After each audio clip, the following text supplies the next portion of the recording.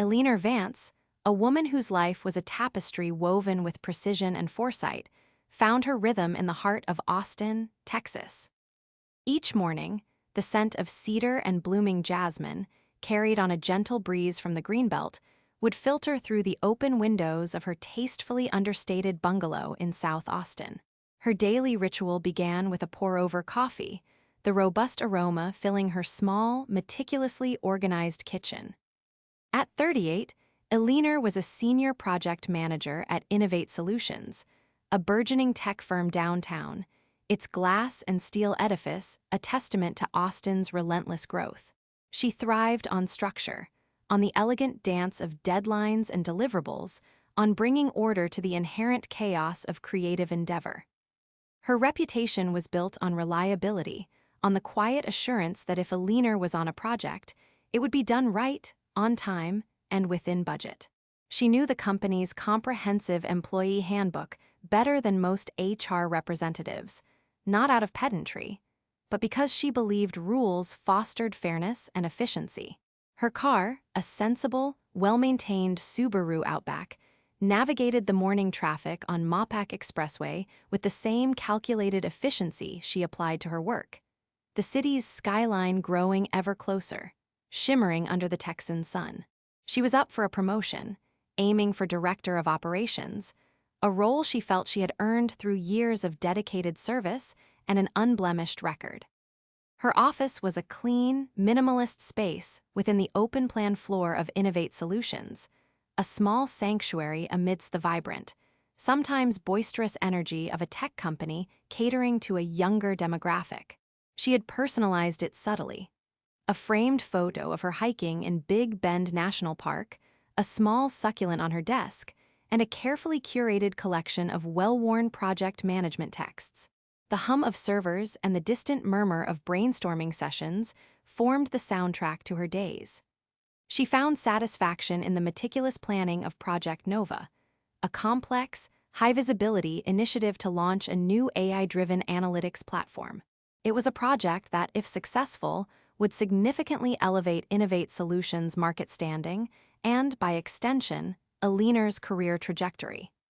She was building the foundations, mapping out the architecture, ensuring every contingency was accounted for. The storm arrived in the form of Liam Sterling, a new hire billed as a disruptive innovation specialist. He was 29, charismatic, with a shock of artfully disheveled brown hair and a smile that could charm a rattlesnake.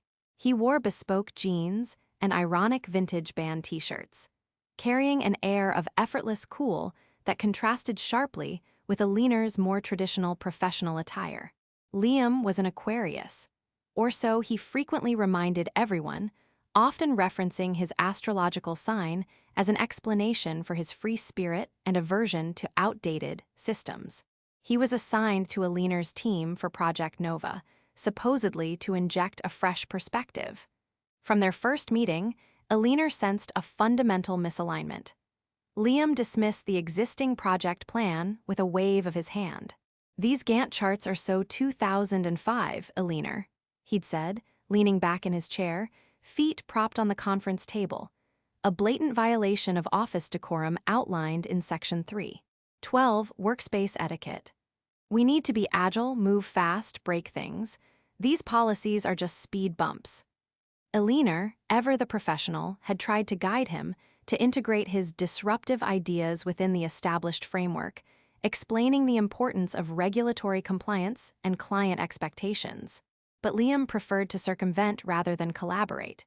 He'd routinely miss stand-up meetings, citing creative flow, or show up late, coffee in hand, already engaged in a loud video call about his weekend plans, disrupting the entire team. Policy 4:8 Respectful conduct.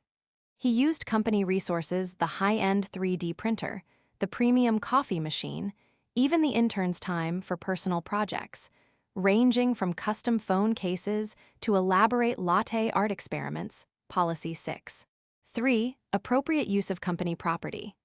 He'd often take 2-hour lunches at trendy food trucks on South Congress, returning smelling faintly of artisanal barbecue and craft beer, well past the allotted 1-hour break. Policy 5. 1. Working hours and breaks. Eleanor observed it all, not out of malice, but out of a professional instinct honed over years. She'd quietly note down the dates, times, and specific policies violated, an almost unconscious habit of documentation. These weren't active revenge notes yet, merely a professional log of observed discrepancies. A subtle alarm bell had begun to ring, not in her heart, but in the logical, ordered chambers of her mind. As weeks turned into a month, Liam's actions escalated. He started taking credit for Eleanor's detailed architectural designs during team updates, presenting them as his own innovative vision. When Eleanor would try to interject with corrections or clarifications, he'd subtly interrupt, dismissing her contributions with a patronizing chuckle. "Eleanor's just making sure we dot all the I's and cross all the T's, bless her heart. I'm thinking big picture, you know?" he'd say, winking at the senior VPS present, who seemed charmed by his bravado. The comments were passive-aggressive, designed to undermine her authority and paint her as an obstructionist. "You're so bogged down in the how, Eleanor, you're missing the why." Or, in front of younger colleagues, "Eleanor, you operate like the world runs on dial-up. We're on fiber optics here." The climax arrived during a critical quarterly stakeholder meeting. Project Nova was under the microscope. Eleanor had meticulously prepared the presentation, a comprehensive overview of progress, challenges, and next steps. Liam, however, insisted on presenting a visionary segment, full of buzzwords and sweeping promises, but devoid of concrete detail. When a key investor, Mr. Harrison from Capital Ventures, pressed for specifics on risk mitigation, a section Eleanor had carefully crafted, Liam stammered. Eleanor stepped in, ready to provide the detailed answers. But Liam, seeing his facade crumbling, cut her off sharply. "With all due respect, Mr. Harrison, Eleanor is still very much attached to the old-school methodologies. We're past the point of hand-holding every little detail. My approach is about empowering our teams, not micromanaging them into oblivion. We trust our people to figure it out, right?" He shot Eleanor a dismissive look, a smirk playing on his lips. "Some of us just need to embrace the future, even if it means letting go of our comfort zones." A ripple of uncomfortable laughter spread through the room, mostly from the VPS who were keen to appear innovative. Mr. Harrison looked from Liam to Eleanor, his expression unreadable, but the damage was done. Eleanor felt a hot flush creep up her neck. Her professional integrity, her years of dedication, were being publicly ridiculed, her competence questioned by a glib, incompetent peacock. The meeting concluded, and the silence in the room as Eleanor gathered her things was deafening. It wasn't just humiliation. It was a profound betrayal of the values she held dear, a public execution of her reputation. That evening, the organized world Eleanor had carefully constructed around herself collapsed. The drive home along the darkening streets of Austin felt endless. The familiar landmarks the iconic "I Love You So Much" mural, the bustling South Congress Bridge, the silhouette of the state capitol against the twilight sky blurred into an indistinct canvas of urban life. She parked her Subaru, but couldn't bring herself to go inside immediately. She sat in the quiet of her car, the steering wheel gripped tight, the anger and shame a churning vortex in her stomach. Tears, hot and unexpected, streamed down her face. She felt an overwhelming sense of injustice, a raw, exposed vulnerability she hadn't experienced in years. She loved her job, she prided herself on her work ethic, and to be so brazenly undermined, so publicly shamed, by someone who clearly disregarded every principle she stood for, was unbearable. She considered quitting, packing her bags, and leaving Austin. What was the point of integrity if it was only met with ridicule? The thought of facing Liam again, of enduring another day of his condescending charm and blatant disregard for the rules, made her physically ill. But as the initial wave of despair receded, a cold, hard resolve began to form. It started as a flicker, then grew into an inferno. She wasn't a quitter. She was Eleanor Vance, and she didn't back down. She closed her eyes, and a mental reel of Liam's transgressions began to play. the late arrivals, the extended lunches, the misuse of equipment, the credit stealing, the public dismissals. And with each memory, a corresponding detail flashed in her mind: the date, the time, the specific policy section. She had kept notes, meticulous and precise, not out of a conscious plan for revenge, but out of a deeply ingrained habit of accountability. She was a systems thinker, and Liam was a system disruptor, but without the intelligent design to back it up. Eleanor got out of her car, her legs feeling heavy, but her mind sharpening. She walked into her bungalow, the familiar order of her home now a source of unexpected strength. She bypassed the kitchen and went straight to her home office, a small, dedicated space she used for after-hours work. She sat down at her desk, her fingers hovering over the keyboard. This wasn't about anger anymore, it was about justice. It was about proving that rules existed for a reason, that integrity mattered, and that a glib facade couldn't substitute for actual competence and adherence to standards. She thought about the employee handbook, its pages now imprinted in her memory. She remembered the specific sections Liam had violated. She began to open folders on her personal, encrypted cloud storage drive, a digital archive she had unconsciously built over the past weeks. There were the time-stamped email exchanges where Liam had explicitly stated, "We can just bypass that security review, it'll slow us down too much." Even though Policy 7.2, Data Security Protocols, mandated it for new platform features. There were screenshots of Slack messages where he had openly mocked the archaic expense reporting system, Policy 5.4, expense reimbursement, boasting about submitting fabricated receipts for a personal dinner he disguised as a client meeting. She had even taken discreet, date-stamped photos on her phone. Liam, clearly visible, using the company's high-end VR headset during work hours to play a personal video game, Policy 6.3, appropriate use of company property. Liam exiting a trendy bar downtown at 2:30 p.m. on a Tuesday, well past his lunch break, with a half-eaten taco in hand, his work laptop bag casually slung over his shoulder. Each photo was backed up with metadata confirming the exact time and location.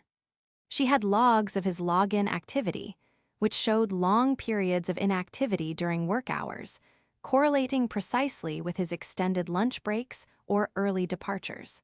She had even kept copies of the revised project schedules he had unilaterally pushed through, which systematically ignored critical testing phases, clearly violating Policy 8.15, Project Management and Quality Assurance.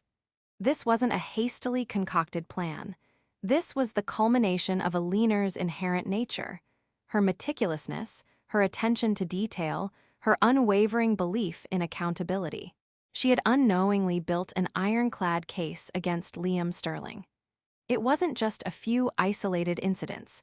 It was a pattern of deliberate, repeated, and documented violations across multiple company policies. The sheer volume and irrefutability of the evidence were staggering. She spent the rest of the night organizing everything into a coherent, cross-referenced dossier. Each piece of evidence was meticulously linked to the specific policy it violated, with the exact section and paragraph number cited. She included brief, factual descriptions of the circumstances surrounding each violation, devoid of personal opinion or emotional commentary. This wasn't a rant, it was a legal brief. She printed everything, creating a physical binder, and also created a digital version, meticulously indexed and hyperlinked. The physical binder felt more impactful, more tangible. It was a weapon of pure, unadulterated facts.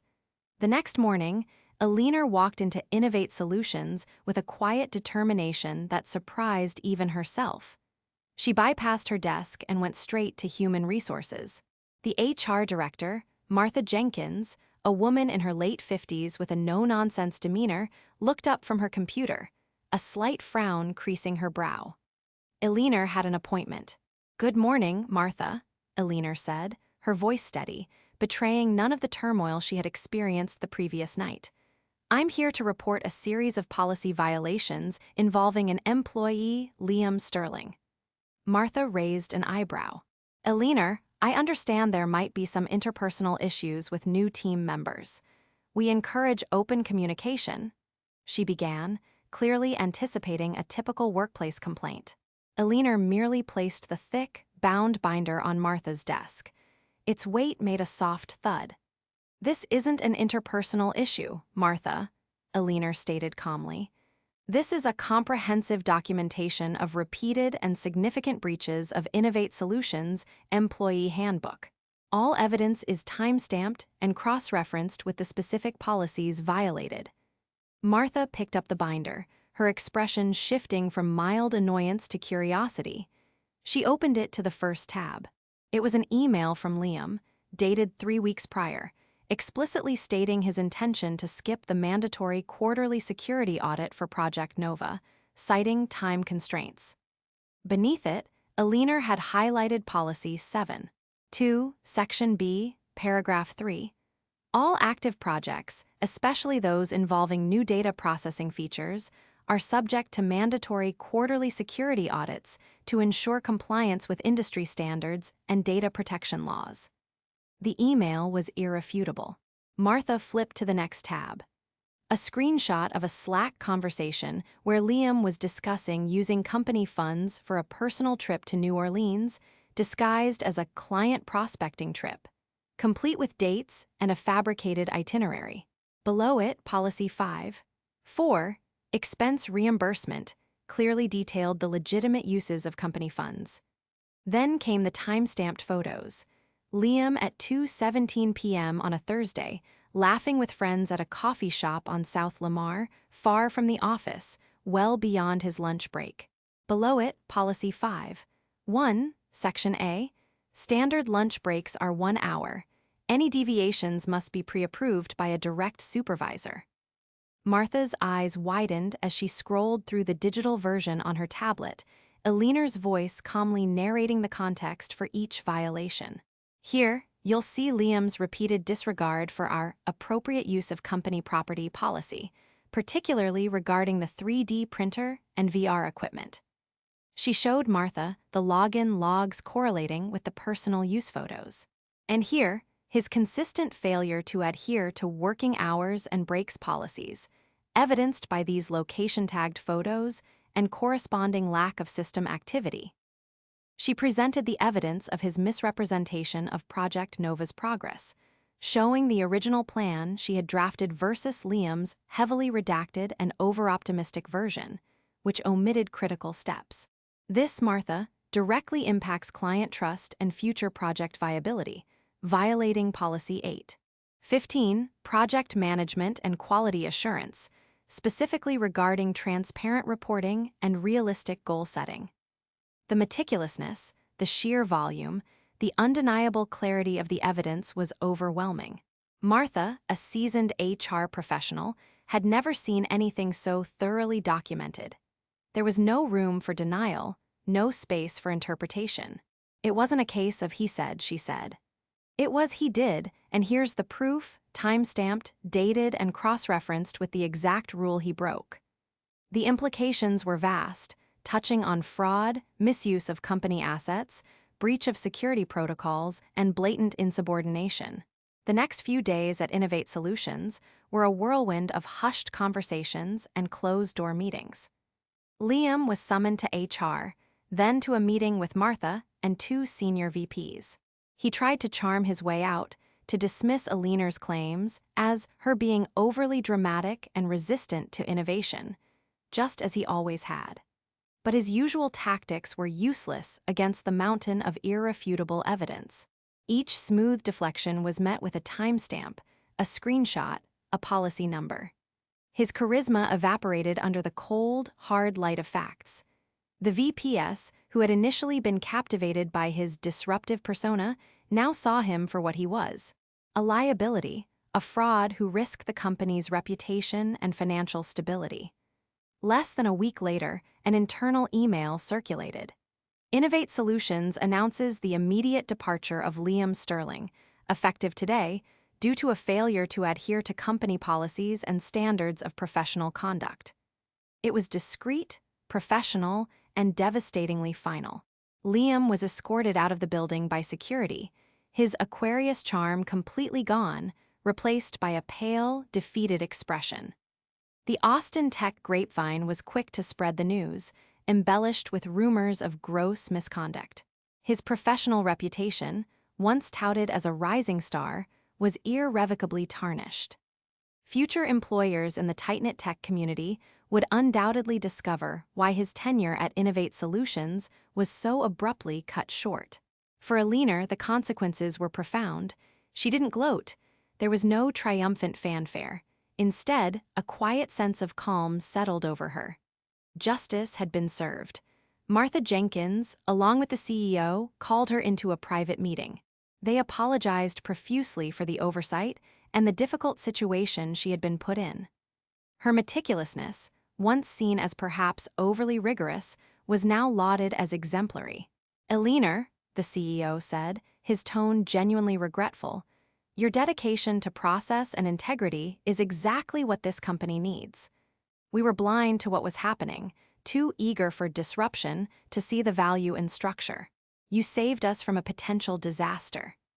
3 months later, Eleanor Vance was promoted to Director of Operations. Her office was no longer an open-plan cubicle, but a spacious corner office with sweeping views of the Austin skyline, from the Capitol Dome to the shimmering waters of Lady Bird Lake. Her first initiative in her new role was a comprehensive review of the employee handbook, not to make it stricter, but to ensure every employee understood its importance, its role in maintaining a fair and productive environment.